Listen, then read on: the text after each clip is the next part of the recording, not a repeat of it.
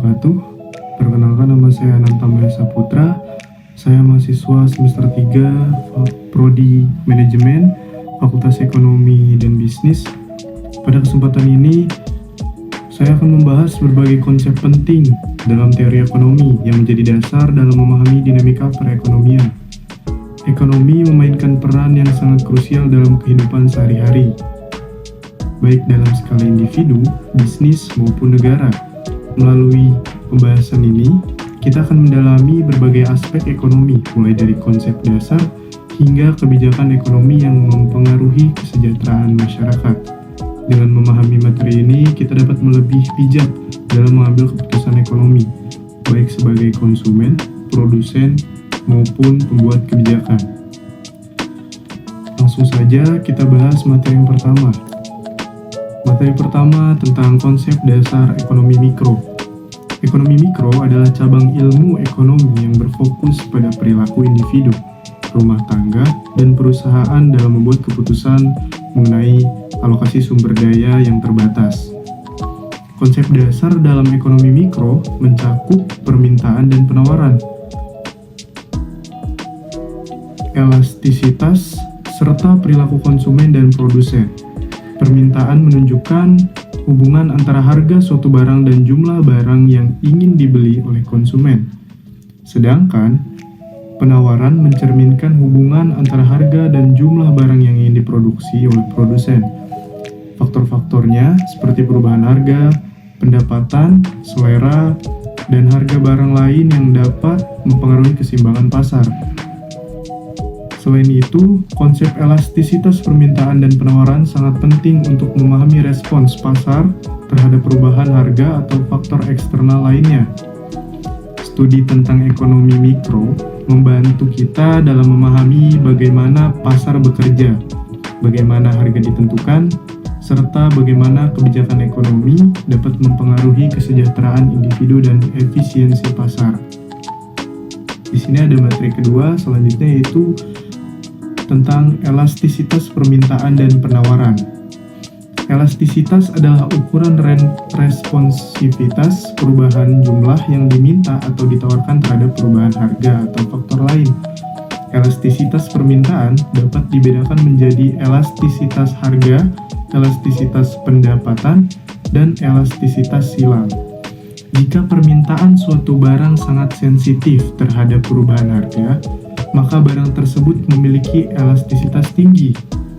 Sebaliknya, jika perubahan harga tidak berpengaruh signifikan terhadap permintaan, maka elastisitasnya rendah atau inelastis. Hal yang sama berlaku juga untuk elastisitas penawaran, yang mengukur respons produsen terhadap perubahan harga barang yang mereka tawarkan. Faktor-faktor yang mempengaruhi, contohnya seperti elastisitas termasuk ketersediaan barang substitusi, waktu yang dibutuhkan untuk menyesuaikan produksi, serta proporsi pendapatan yang digunakan untuk membeli barang tersebut. Pemahaman tentang elastisitas sangat penting dalam kebijakan harga, strategi bisnis, serta intervensi pemerintah dalam perekonomian. Yang selanjutnya ada materi yang ketiga, yaitu masalah ekonomi. Masalah ekonomi muncul karena sumber daya yang terbatas tidak dapat memenuhi kebutuhan manusia yang tidak terbatas.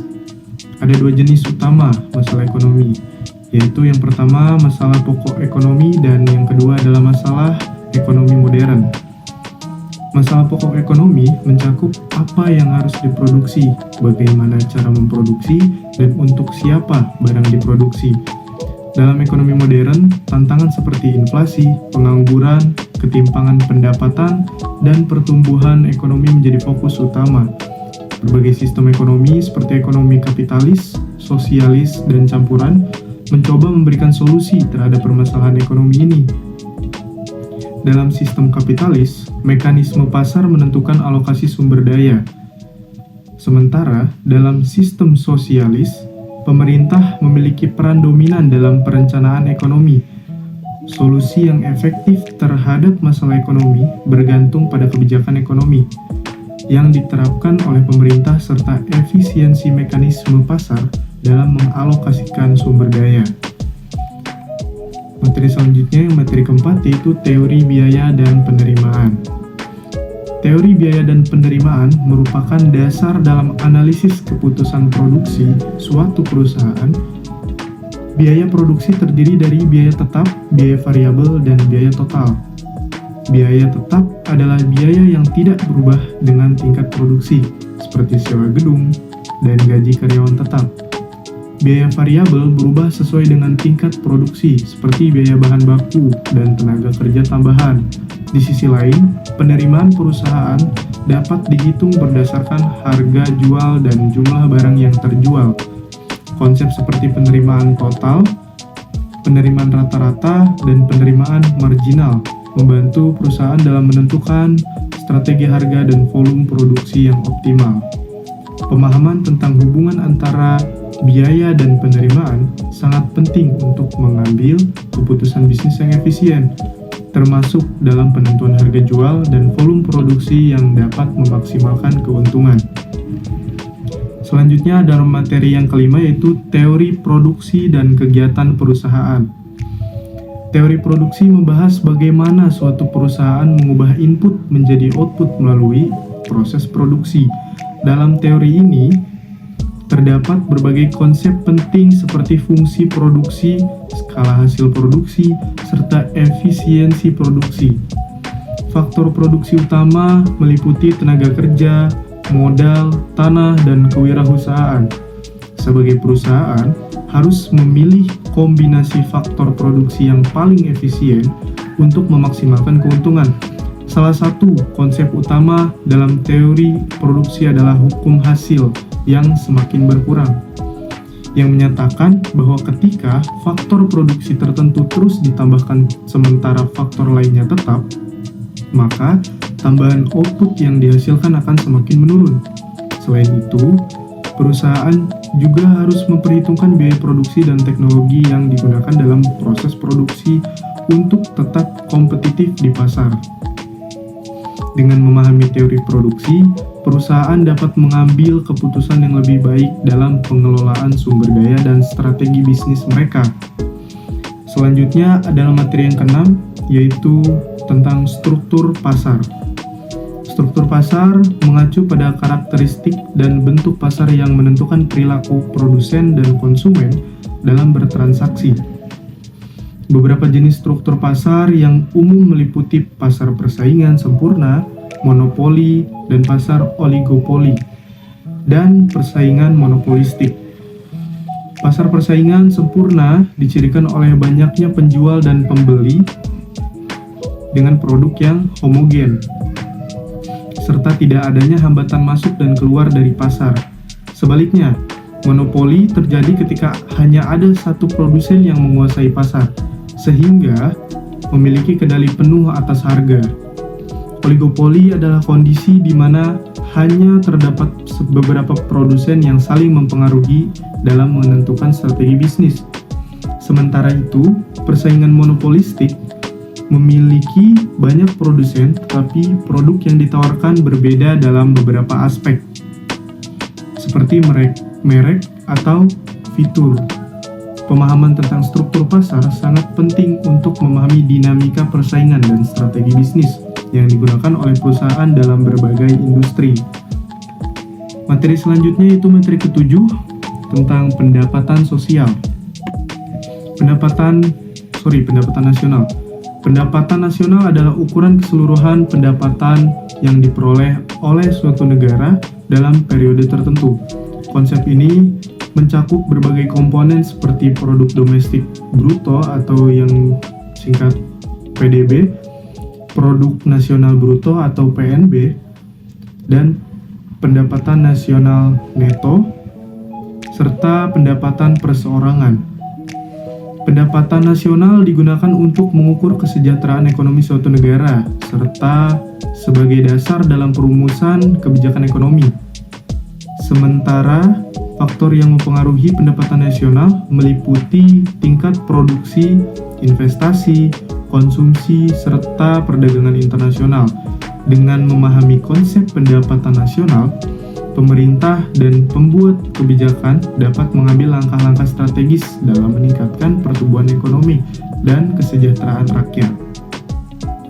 Materi selanjutnya ada materi yang ke-8, yaitu persaingan monopolistis.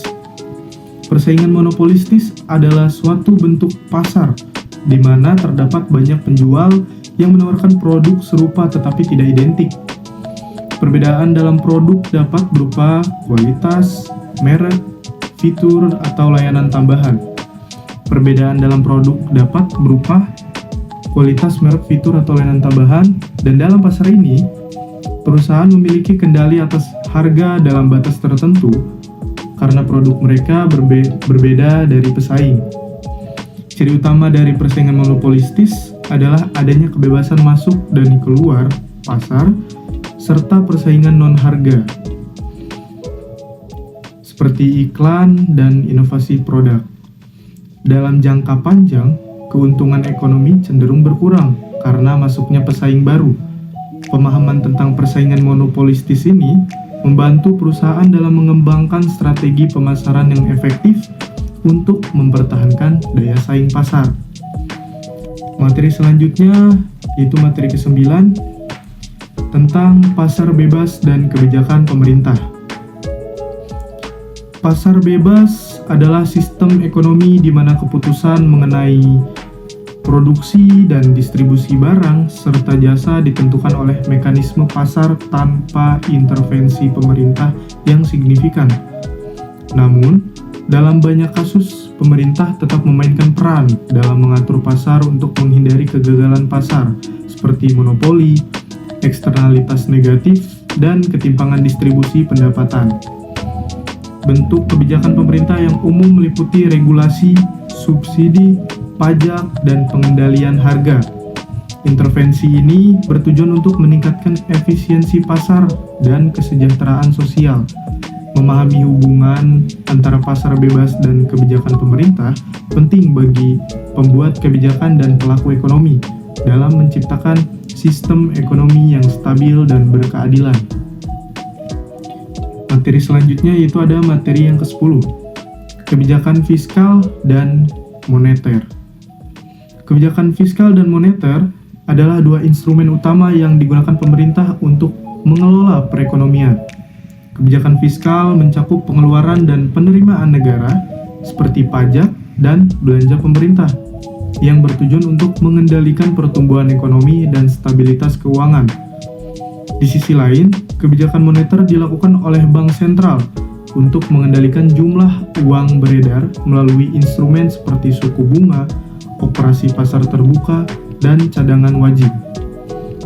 Kedua kebijakan ini bekerja sama dalam menjaga inflasi, mendorong pertumbuhan ekonomi, serta mengurangi tingkat pengangguran. Pemahaman tentang kebijakan fiskal dan moneter sangat penting bagi pengambil keputusan dalam sektor publik maupun swasta. Dan materi yang terakhir yaitu materi ke-11 ada tentang perekonomian terbuka. Perekonomian terbuka adalah sistem ekonomi di mana negara melakukan perdagangan dengan negara lain dalam bentuk ekspor dan impor barang, jasa, serta aliran modal. Keuntungan utama dari perekonomian terbuka adalah peningkatan efisiensi, diversifikasi sumber daya, dan akses ke teknologi serta investasi asing.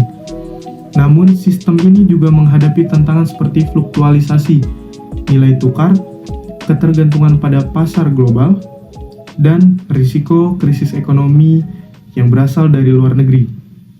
Pemerintah biasanya menerapkan kebijakan perdagangan internasional seperti tarif dan kuota impor untuk melindungi industri dalam negeri sekaligus mendorong daya saing global. Pemahaman tentang perekonomian terbuka membantu negara dalam menyesuaikan kebijakan ekonomi mereka dengan kondisi global guna mencapai pertumbuhan ekonomi yang berkelanjutan. Kesimpulan dari pembahasan kita yang telah kita bahas tadi dapat disimpulkan bahwa teori ekonomi adalah landasan penting dalam memahami berbagai aspek ekonomi, baik dalam skala mikro maupun makro. Konsep-konsep seperti permintaan penawaran, elastisitas, struktur pasar, pendapatan nasional, serta kebijakan ekonomi membantu kita dalam memahami bagaimana perekonomian bekerja. Dengan pemahaman yang baik tentang teori ekonomi, kita dapat mengambil keputusan yang lebih tepat dalam aktivitas ekonomi sehari-hari, baik individu, pelaku bisnis, maupun pembuat kebijakan. Demikianlah pemaparan materi mengenai teori ekonomi yang telah kita bahas bersama. Semoga materi ini dapat memberikan wawasan yang bermanfaat bagi kita semua dalam memahami dinamika ekonomi yang terus berkembang. Terima kasih atas perhatian dan partisipasi rekan-rekan sekalian. Sampai jumpa pada kesempatan berikutnya. Assalamualaikum warahmatullahi wabarakatuh.